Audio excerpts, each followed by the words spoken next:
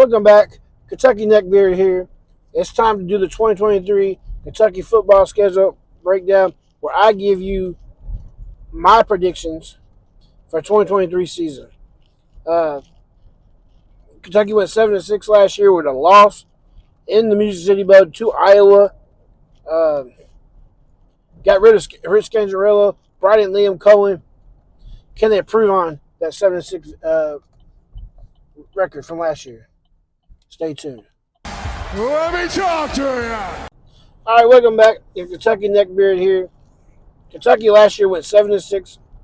They got rid of their offensive coordinator, Rich Scangarello, brought back Liam Cohen, got rid of their fucking running back coach, and brought in Bower, something like that, as our halfback, as a running back coach, and as our special teams coach. Obviously, Will Levis has gone to the NFL draft. Got drafted in the second round, second pick of the second round to the Tennessee Titans. Chris Rodriguez is no longer in the backfield for Kentucky. Also, the offensive line was terrible last year. And we also lost some key pieces on the defense. Let's go ahead and get down to it. So, start with the offense. Who did Kentucky lose? And who did they get? Will Levis, obviously, like I said, went to the NFL draft. You'll start seeing him play on Sundays. Maybe not play this year. We brought in Devin Leary from NC State for the transfer portal, obviously. He also brought back Dami Asume or something. Kumi, I don't know. I don't know how to pronounce his last name. His first name is Dami. Running back. That's going to be one of our key pieces of replacing Chris Rodriguez. But the big transfer portal in the running back room was Ray Davis from Vanderbilt, who he ran for 250 yards on us on Kentucky last year at Kroger Field, and a Vandy upset over Kentucky at Kroger Field. And so we can't stop him. Ask him to join us. Wide receivers ain't a whole lot changed. Still got the Dane Key, Barryon Brown. Trevion Robinson is our top three. Moving on from there, though, you got Dekel Crowdis, who's been at Kentucky now 3 years. He did get a DUI in the offseason. I ain't heard nothing about a suspension. I want to say he's on the depth chart. We also brought in Anthony Brown and Brandon White, both wide receivers, who are testing the Dekel Crowdis for the number 4 spot, wide receiver spot on the depth chart. Apparently, both of those, Brandon White and Anthony Brown, are expected to play. Dekel Crowdis has kind of been he was number 3 wide receiver. Now he's been kind of the number 4, but he's got a fight on his hands with Anthony Brown and Brandon White. Tight end room, we bring back Caddis. We bring back Briggs. Not Briggs. Briggs is in Tennessee. We bring back Bates. Bring back Cummins. And we bring back, all right, I think I already said it. Dingle. Jordan Dingle. The big ones, the starters should be probably going to be Caddis, Dingle, and Cummins. Bates is more of a blocking tight end, so he'll be in on running, more running. And Kentucky's going to run a 12 personnel offense. It means you're going to see 2 and 3 tight ends lined up in Kentucky's offense.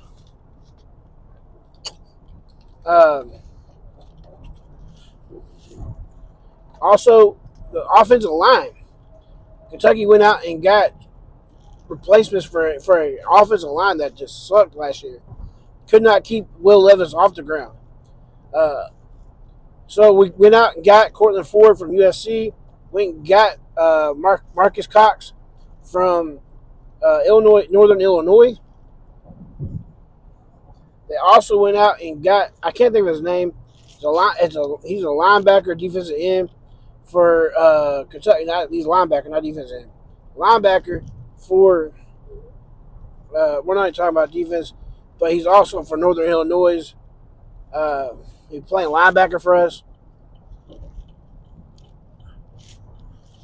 But we also went out and got Tanner Bowles from Alabama. He's a Glasgow native, Glasgow, Kentucky native. He played, I think, 3 years at Alabama. I want to say, I think he's got 2 years eligibility. But he's not really expected to play.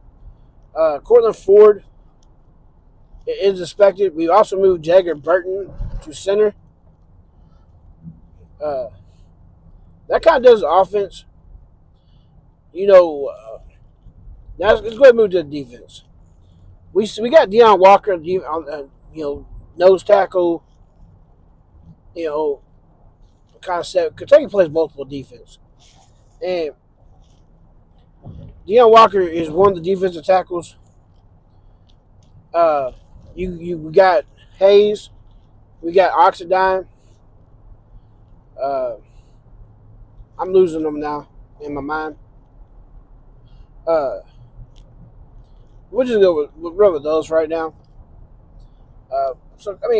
Kentucky's defensive line is going to be more. It's going to be experienced. Got people coming back. Moving to linebacker, we got Trevor Wallace coming back.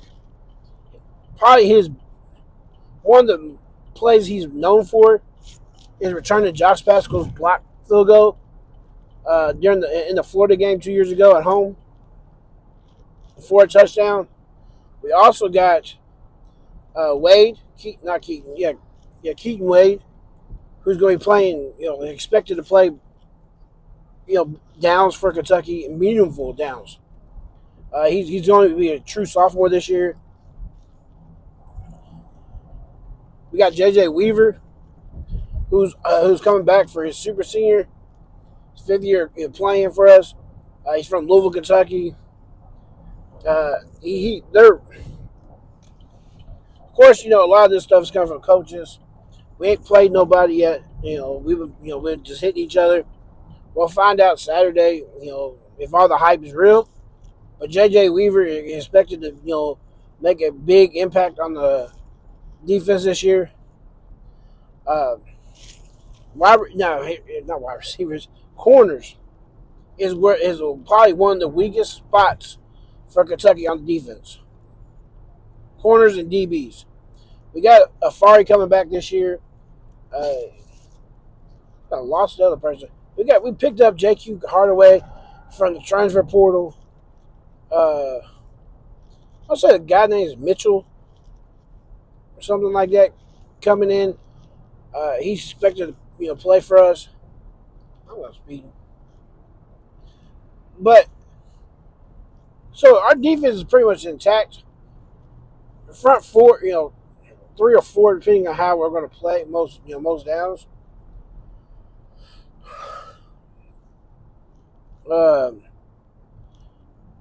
Is how we're going to. If it's a 3 or 4 man front, most time Kentucky usually plays 3 man fronts and has 4 linebackers in. And so we'll see. But the Kentucky's defense is talking season right now, so we're hoping the experience is going to pay off, and Kentucky's defense is going to be what carries this Kentucky team. Able to make stops, and the offense can put up points. Kentucky's really not had both to go together hand in hand for a full season.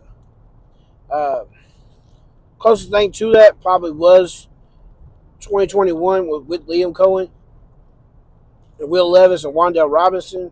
We had Chris Rodriguez in the backfield. So hopefully that goes together. Kentucky's win over under for the win total for the year is actually right now 7. I got it for 6.5 like about a month ago. But we'll move on and let's see if what I think. I did take the Kentucky over at 6.5, but let's see if what I think predicting game by game Kentucky schedule. Like I said, the first game up is Ball State. Uh, I'm not really gonna. Kentucky's first 3 games is Ball State. Then we got Eastern Kentucky and Akron. I mean, there's 2 MAC schools and a Division II school. I don't know what really to say about all that.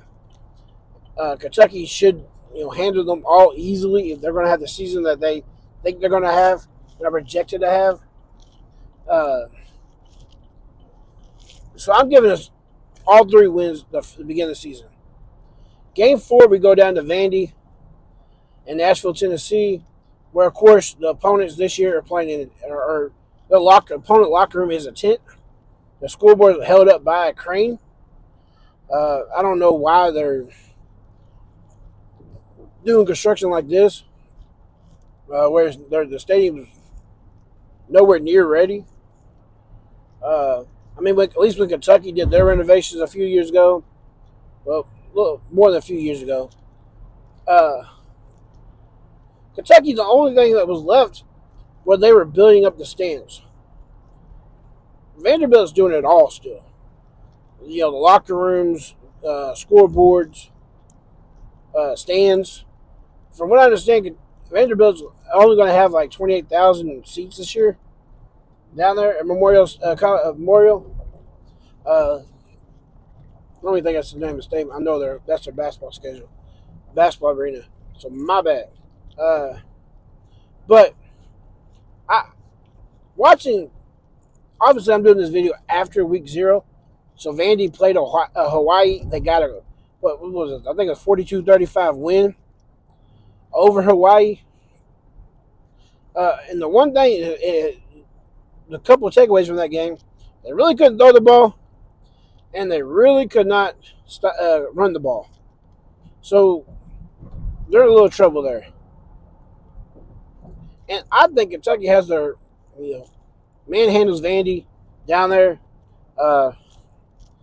And I got Kentucky winning this game pretty handily. Moving on, we come back home against Florida. Florida, if you watch their spring game, there isn't much to talk about. Kentucky did lose a recruit, a player to Florida in the transfer portal, Keontae Goodwin.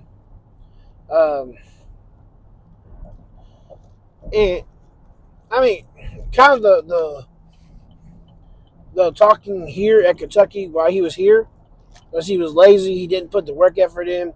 Kentucky wanted him to not really lose weight, but slim down, which means turn fat into muscle. And he didn't. He didn't want to do that. So he transferred out. He was actually expected to play from in year 1. He played some special teams. He played a couple snaps in what games we had that were in hand. So I mean, 5-star recruit at Kentucky. He was an in-state kid. Say he was from Louisville, Kentucky. He played high school ball over in Clarksville, Indiana, which is just right across the river. Excuse me about that. I'm driving home from work, so didn't have much time to do all this, so I apologize. But Graham Mertz is the quarterback. Kentucky wanted him. Kentucky's fans were excited that he was interested back. We were kind of let down when we didn't get him. But I think we got the better of the quarterbacks when we got, kind of like a blessing in disguise because we got Devin Leary. Graham Mertz didn't look good in their spring game. I mean, Florida didn't look good in their spring game. Kentucky didn't have a spring game because we were redoing the turf at Kentucky at Kroger Field. So, but Kentucky's won. I want to say it's 3 out of the last 4, and lost 2, so it'd be 4 out of the last 6 or something like that. We won 3 out of the last 4. I think Kentucky wins a third game in a row. But Kentucky right now is on their longest winning streak against Florida at 2 games. I don't think we've done it since like the 50s or 60s, maybe the 70s. But I think Kentucky makes it 3 games in a row against Florida and gets the W, and starts the season off 5-0. The only problem is after this, Kentucky has to go down to Athens and and, and face Georgia, who's preseason number 1. Uh, Georgia always has a good running backs. That's one thing you know about them. Their defense is always very stout. Uh, both of these teams are very physical, and especially on the line of scrimmages. Uh, both sides of the ball is what I mean. Uh, for you Votards. Uh, but Kentucky does not. I want to say like the early betting spread on this game is like 17 points or something. Uh, so not many people think Kentucky can go down to Athens and win. I don't even think Kentucky can go into Athens and win. I think this game was in Kroger Field. Kentucky has a better chance. Georgia is bringing in a new quarterback. This is a Week 6 game, so by then he should be kind of settled in. Because if I'm not mistaken, Georgia has a bunch of cupcakes. Maybe play South Carolina before Kentucky. Other than that, Carson Beck should be pretty well settled in. And maybe he's still kind of fighting the whole first year starter blues. I don't see it. I think Georgia wins a somewhat close game. The final score may be a little further, a little wider than the actual game was. But I think Georgia wins this game and gives Kentucky their first loss of the season. And so Kentucky probably is somewhere between 15 and 20, and going into this game. So I mean, but 5-1 to start the season is pretty good. It's pretty much what Kentucky's done to begin the season. Pretty much all these years, last 3 years, 4 years, and it gets a little better as Kentucky comes home from Missouri. Kentucky plays Missouri. I don't. Eli Drinkowitz, he's only beat Kentucky once. Kentucky has owned Missouri, except for the first 2 years Missouri was in the conference. They've only a few years ago, well, the COVID year, Missouri beat Kentucky by doing exactly what Kentucky was doing to their opponents back then. And that was ran the ball down our throats. I know Missouri lost a wide receiver to Georgia, their leading receiver at that. But I don't know much about Missouri. I know Eli Drinkowitz is not a very good coach, and Mark Stoops is daddy. Missouri thinks this is a rivalry. Kentucky, we do not think of that way. And I think Kentucky wins this game pretty handily.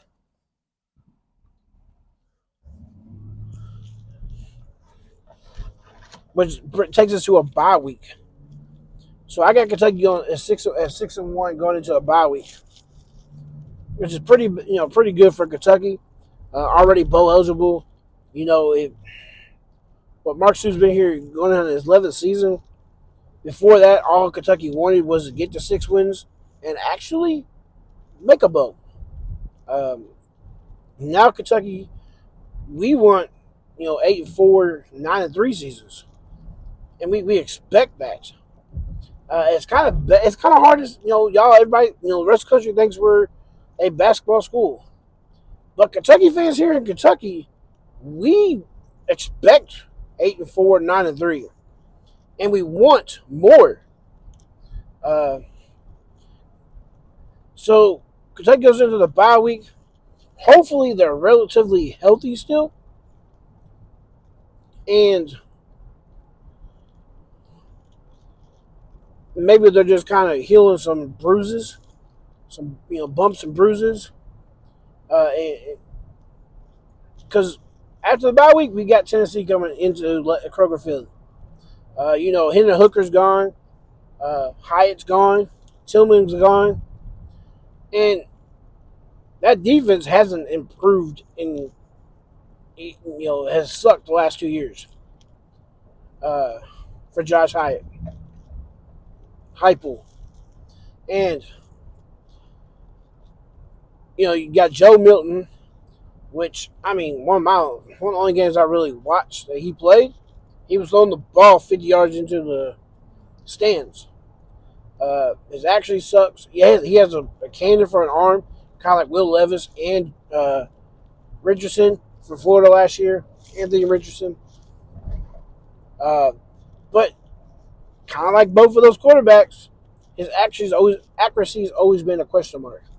I know they got Squirrel coming back. He was kind of good in their bowl game. But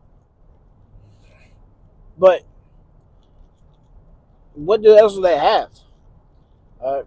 Tennessee likes to running plays every year, every 3 seconds. It's just bam, bam, bam. It's complete. Run play, get down, get the ball spotted, get back on the ball, and go. They want to catch defenses off guard, which is okay offensively, but the problem is you're wearing your defenses down. It's hurt them against Georgia. Somehow or another they were able to beat Alabama last year. But I think Tennessee this year is going to take a step back. And I actually think Kentucky wins this game only because I think Kentucky has a better defense. I think offensively it'll probably be a shootout. But I think Kentucky gets the win, which improves us to 7-1. And will take us on the road at Mississippi State. Mississippi State game, of course, Mississippi State has a brand new head coach who was their defensive coordinator the past 2 years at least. After Mike Leach suddenly, passed away, had a heart attack and passed away. Of course, condolences with him. Rest in peace, Mike Leach. Mike Leach actually was with Hal Mummy here at Kentucky, and they invented the air raid. Tim Couch, Craig Eves, back in the 90s. And problem is the defensive coordinator is now the head coach. He wants to run more of a pro-style offense. They're still set up a year or two away from actually being set up for a pro-style offense. They still got Rodgers. He's a good quarterback, a gunslinger. He can escape a little bit. But that's about all I know. And the one other thing I know about this game, usually the home team wins this game. I just don't think Mississippi State is on Kentucky's level this year. I think Mississippi State is going to be a pretty bad team. They're going to lose a lot of games. I think Kentucky wins this game and gets Mark Stoops his first SEC West road game win.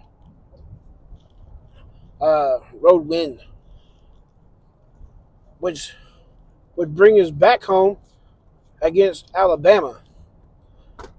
Now, Alabama also a third team Kentucky's playing this year with a unproven quarterback.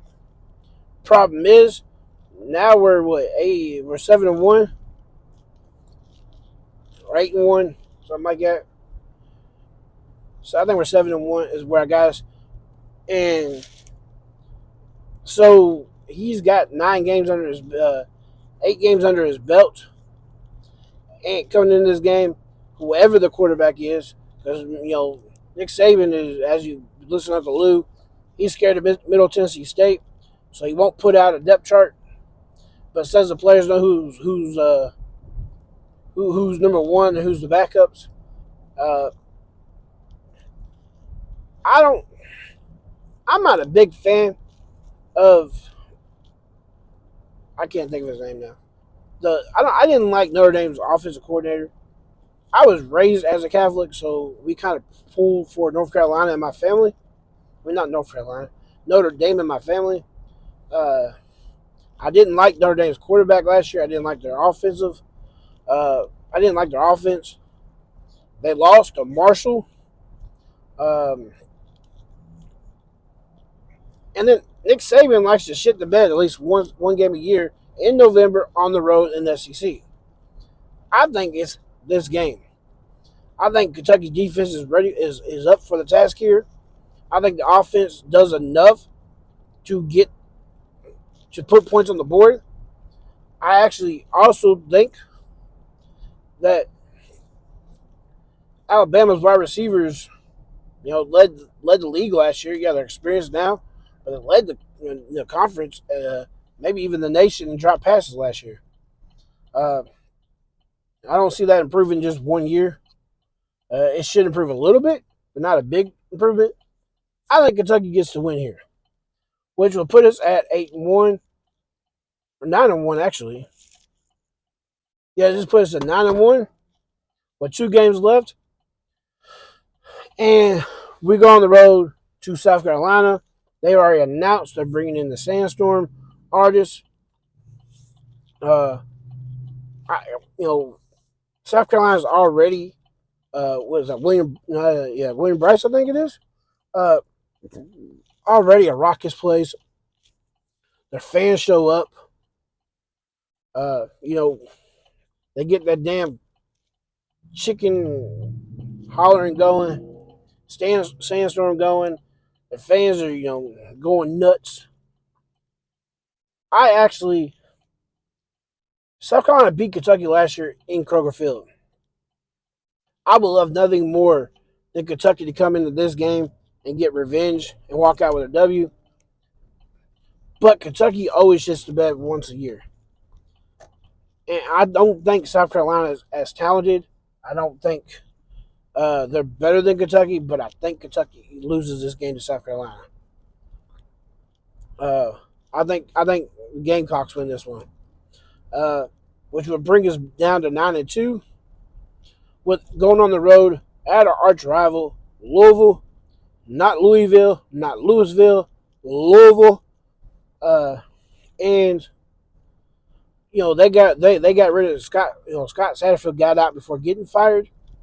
They brought in Jeff Brown, a Louisville native, a Louisville ex-quarterback.